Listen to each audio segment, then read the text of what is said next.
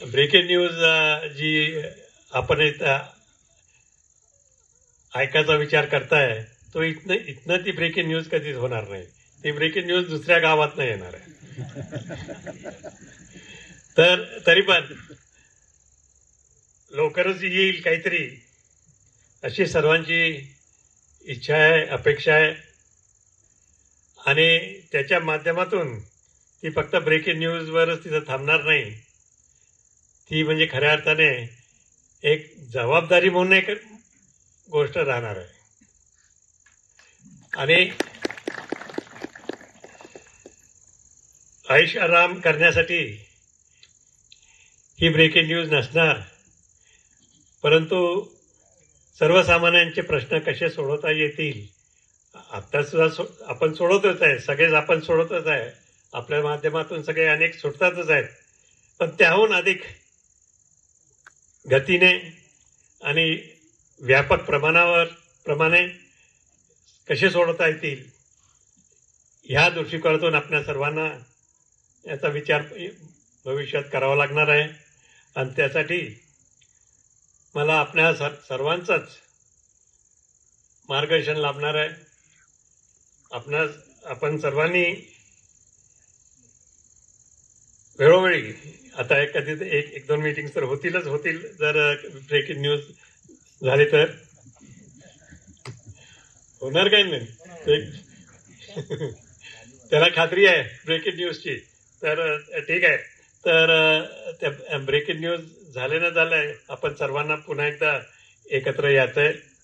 आणि कधी कधी सगळे एकत्र, कधी कधी 2, 3, 1, 2 अशा प्रमाणे मी आपल्या बरोबर पुन्हा एकदा संवाद निश्चित साधेल.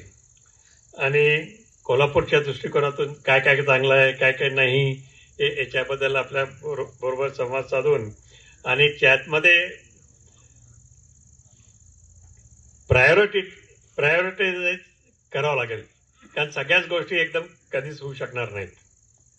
आणि जे महत्वाचे आहेत त्यात आपल्याला हाती घेतला पाहिजे पहिले असं मी म्हणेल. तर ब्रेकिंग न्यूज वसंतरावांची ब्रेकिंग न्यूज जर आली तर सगळ्यात पहिले मी त्यांना बोलवणार. मग बाकीचे सगळे आहेतच, सगळ्यांनाही बोलवणार आहे. आणखीन विजयरावांनाही बोलवणार आहे. कारण त्यांनी ब्रेकिंग न्यूजच्या माध्यमातून आज ही इथं ब्रेकिंग न्यूज आधीच सोडली आहे. आधी कधी सोडायची नसते ब्रेकिंग न्यूज.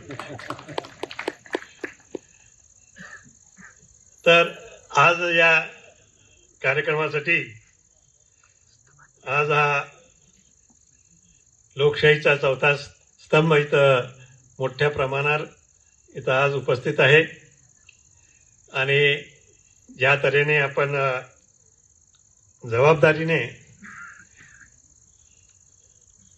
आपण आपलं कार्य हाताळता ते कोल्हापूरमध्ये विशेष महत्वाचं आहे. कारण आता वसंतरावनी आणि अनेकांनी सांगितल्याप्रमाणे कोल्हापूरची ओळख संपूर्ण महाराष्ट्रामध्ये व्यवस्था करायची आहे.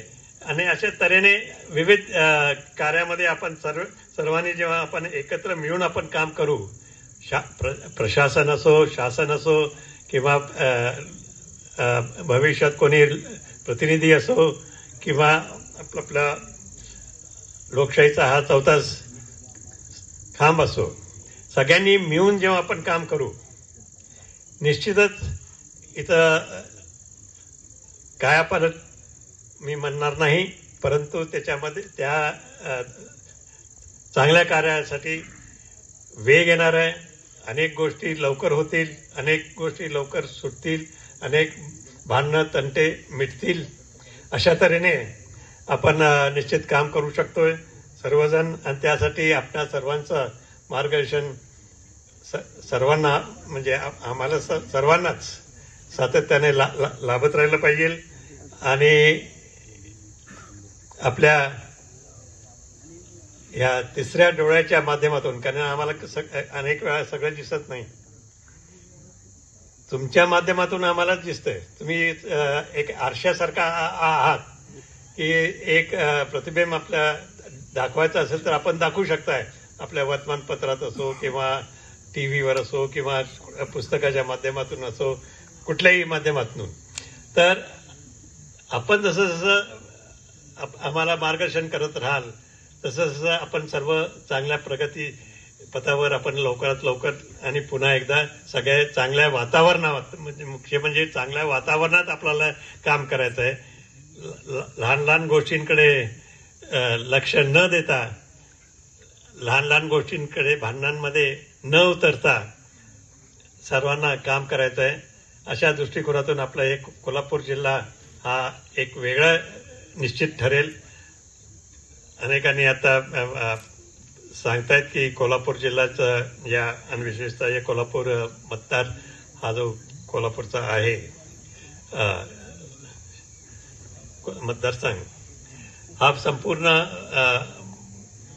महाराष्ट्रात तर त्याचा सगळ्याचा उल्लेख झालेलाच आहे. पण हे प्रकरण जाऊन म्हणे दिल्लीपर्यंत जाऊन पोहोचलंय. दिल्लीपर्यंत काय काय करतायत मला माहित नाही. दिल्लीत काय होतंय मलाही माहित नाही. आपण सगळं पत्रकार मंडळी आहात तर त्यांना सगळ्यांना माहीत असणार काय काय चालतंय काय नाही. मी तर कोल्हापूरच्या बाहेर म्हणजे त्या दृष्टिकोनातून दिल्लीलाही नाही गेलो आणि मुंबईलाही नाही गेलो. मी कोल्हापुरात शांत बसून आहे. सर्वांची आपली इच्छा असेल तर मी कामाला तुमच्यासाठी उपलब्ध आहे. एवढं सांगून आणि विजयरावांना पुन्हा एकदा त्यांचं अभिनंदन करून आणि त्यांनी हे पुस्तक ब्रेकिंग न्यूज हे आत्ताच दुसरी आवृत्ती आता काढायची आत्ताच वेळ आलेली आहे. अमेझॉन सारख्या याच्यामधून किती एबीपी माझा, उघडा डोळे बघा नीट.